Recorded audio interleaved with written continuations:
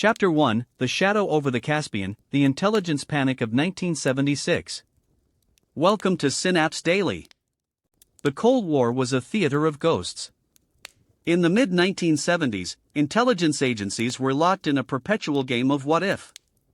But in 1976, that game turned into a fever dream. U.S. spy satellites, specifically the KH-8 Gambit, were scanning the shores of the Caspian Sea, a massive, landlocked body of water that the Soviet Union treated as its own private laboratory. Analysts at the CIA and the Pentagon were staring at high-resolution photographs that defied every law of known aerodynamics. They saw a shape. It was massive. It looked like a plane, but its wings were stubby, rectangular, and physically incapable of generating enough lift to take a craft of that size into the sky. It was larger than any transport plane in the American arsenal.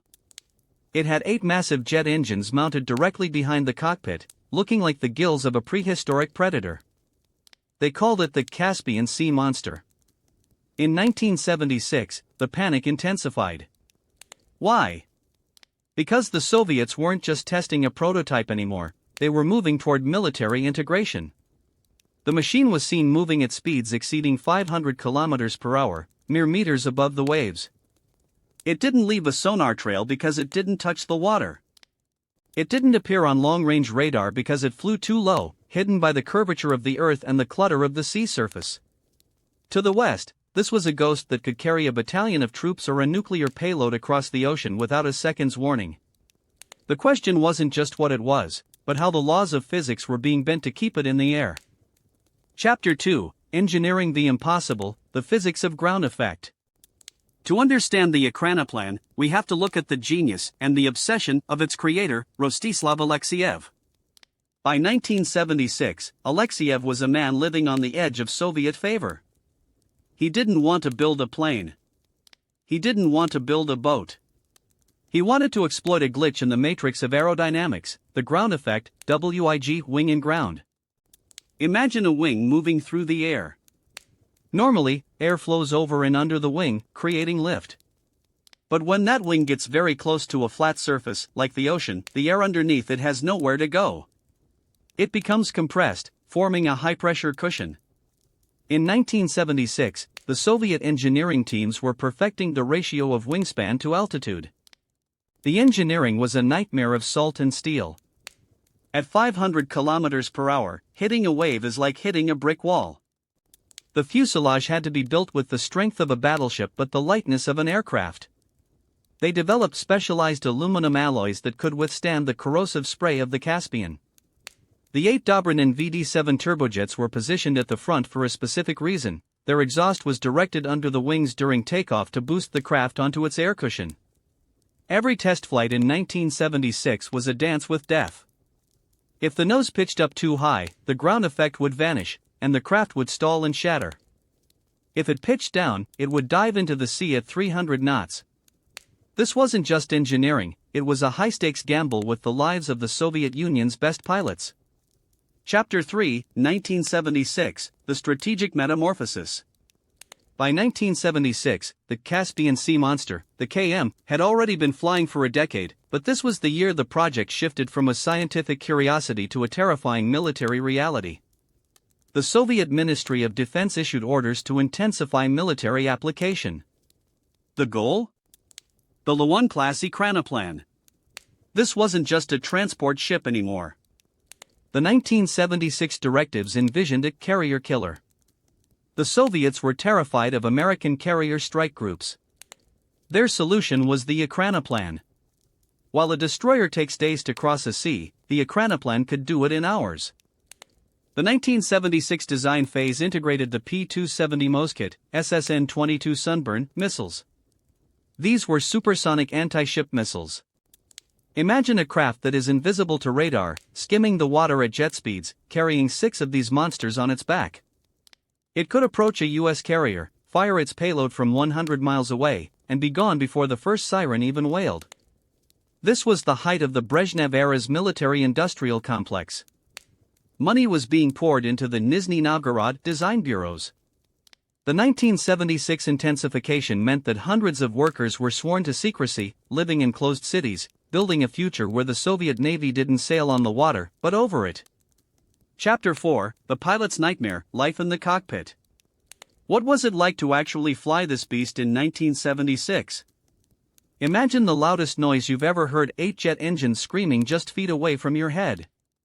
The cockpit of the Ekranoplan didn't look like a standard cockpit, it looked like the bridge of a submarine mixed with a space shuttle.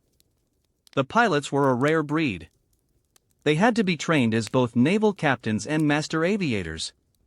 In 1976, the flight controls were manual and heavy. There were no advanced computers to stabilize the craft. The pilot had to manually keep the craft at an altitude of roughly 3 to 5 meters. Visibility was often zero due to the spray generated by the massive engines. You were flying by instruments, knowing that a single rogue wave or a flock of birds could end everything in a fireball. The physical toll was immense. The vibration of the air cushion hitting the hull felt like being inside a giant drum. There is a story from 1976 of a test pilot who described the sensation as riding a wild stallion on a sheet of glass. You felt the power of the engines, but you also felt the fragility of the machine. If the monster decided to dive, no human strength could pull it back. It was a machine that demanded total submission from its crew. Chapter 5, The CIA's Secret Analysis, The Ekranoplan Files. While Soviet engineers were battling the physics of the Caspian, 5,000 miles away in Langley, Virginia, the CIA's Office of Weapons Intelligence was having a collective nervous breakdown. By late 1976, the Caspian Sea monster was no longer just a blurry photograph. It was a primary intelligence target. The Americans had a problem. Their conceptual framework for flight didn't fit this machine. Was it a seaplane? No, it couldn't climb. Was it a fast boat? No, it didn't have a hull in the water. The CIA nicknamed it the KM, but behind closed doors, the analysts were terrified of its low observable potential.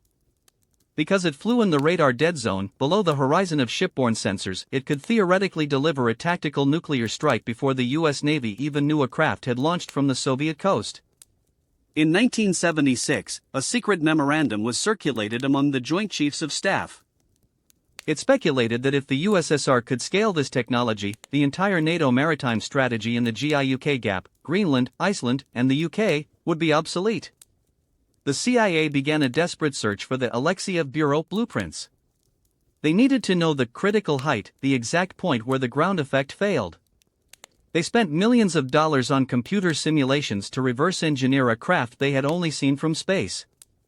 This was the silent war of 1976, a race to understand a ghost before the ghost became a fleet. Chapter 6, The Logistics of a Ghost Fleet, Secrets of the Caspian Base. To support the intensification of Ekranoplan military use in 1976, the Soviet Union transformed the shores of the Caspian Sea into a sprawling, ultra-secret military infrastructure. This wasn't just about the craft, it was about the ecosystem required to hide and maintain a 500-ton monster. The base at Caspiask was a marvel of Soviet industrial secrecy. Massive dry docks were built that could be flooded or drained in minutes to hide the Ekranoplans from overhead satellite passes. Logistics experts in 1976 were working on the Rapid Deployment Doctrine. The idea was that these craft wouldn't just sit in the Caspian, they would be transported in sections via the Soviet rail network and assembled on the Black Sea or the Baltic. But the logistics were a nightmare. The Doctrine engines required a specific grade of high-purity kerosene that was difficult to transport in the required volumes. Furthermore, the ground effect required a relatively calm sea state. In 1976, Soviet meteorologists were integrated into the flight crews, using early supercomputers to predict wave heights in the Caspian with pinpoint accuracy. A wave over 5 meters wasn't just a bump, it was a potential death sentence for the craft's structural integrity. The Ghost Fleet required an invisible web of fuel, weather data, and elite technicians who were forbidden from leaving the base for years at a time. Chapter 7, The Tragic Fall of Rostislav Alexeyev, The Human Cost of Genius. Every great scientific leap has a martyr, and for the Ekranoplan, it was Rostislav Alexeyev. By the end of 1976, the very man who had dreamed the monster into existence was being devoured by the Soviet bureaucracy. Alexeyev was a visionary, but he was not a politician. He had a habit of bypassing the Communist Party's rigid hierarchy to get things done, a trait that earned him powerful enemies. In 1976, after a series of minor test failures and the rising cost of the project, his rivals in the Ministry of Shipbuilding began to sharpen their knives. They accused him of reckless engineering and squandering the people's resources. The psychological pressure on Alexeyev was immense. He was being forced to militarize a craft he had originally envisioned as a revolutionary transport system for humanity. The 1976 intensification meant more missiles and less safety. Alexeyev's health began to fail under the strain.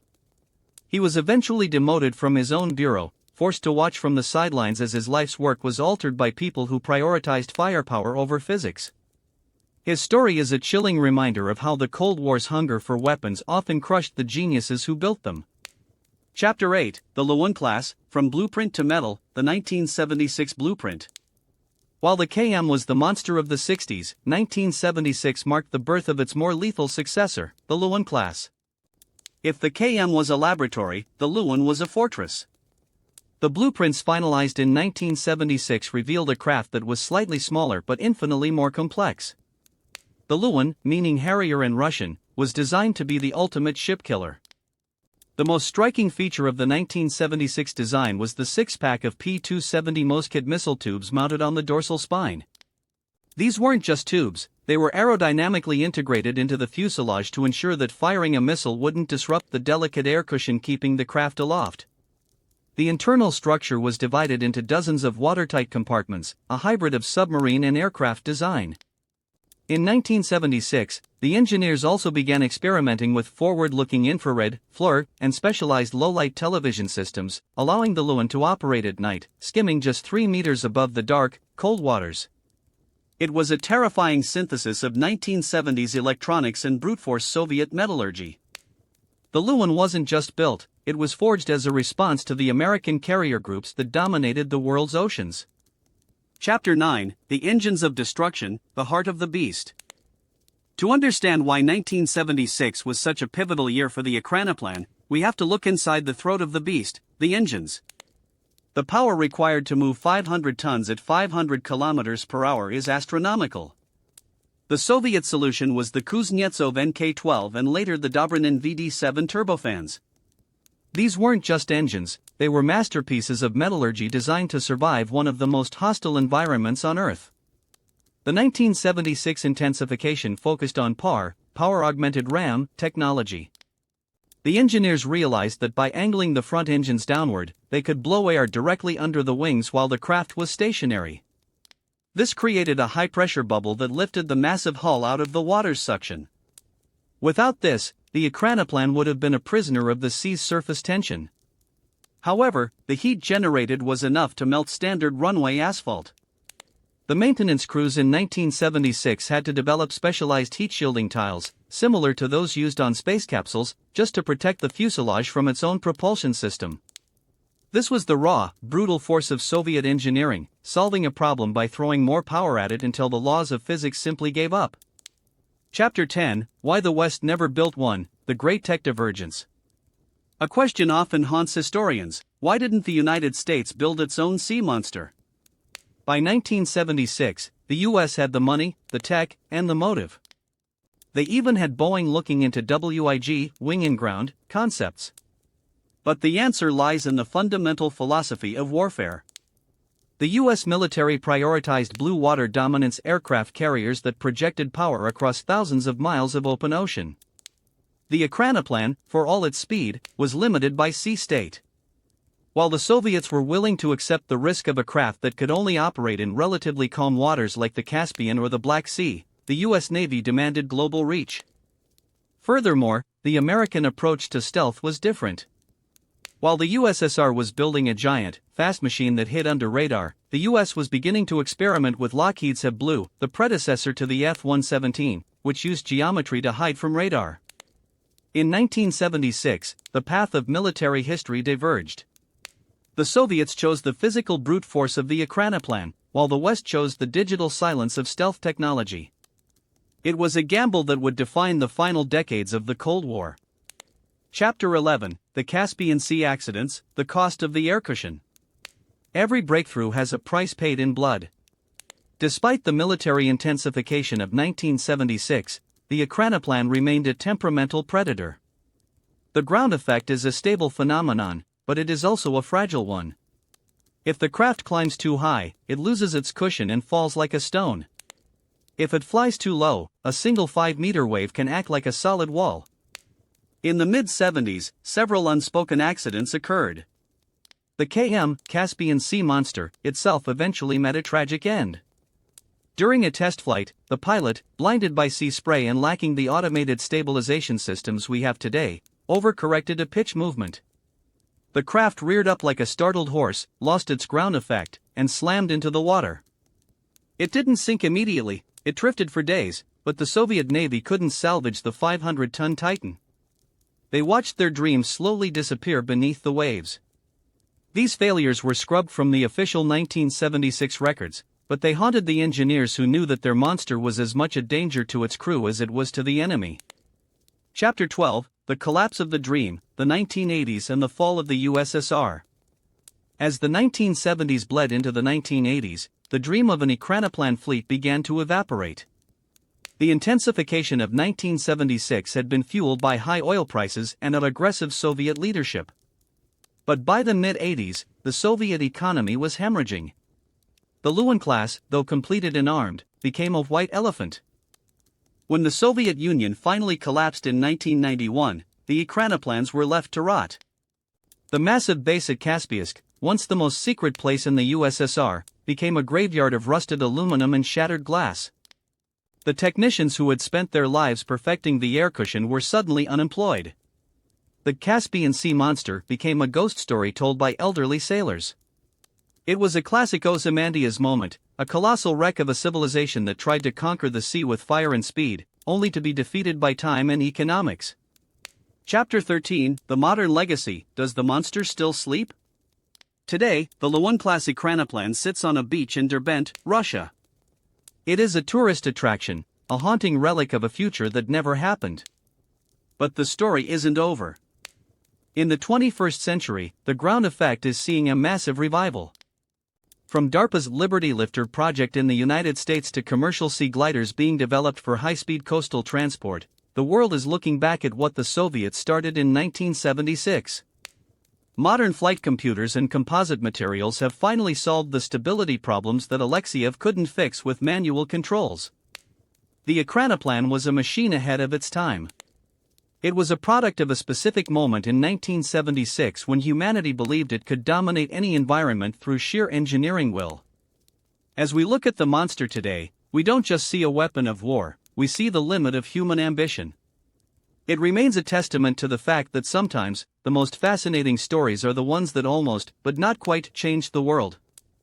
Thank you for joining us on Synapse Daily. The story of the 1976 Soviet Ekranoplan is a reminder that the line between genius and madness is as thin as the cushion of air beneath a wing. Like this video if you learned something new. Comment your thoughts below and subscribe for more fascinating stories.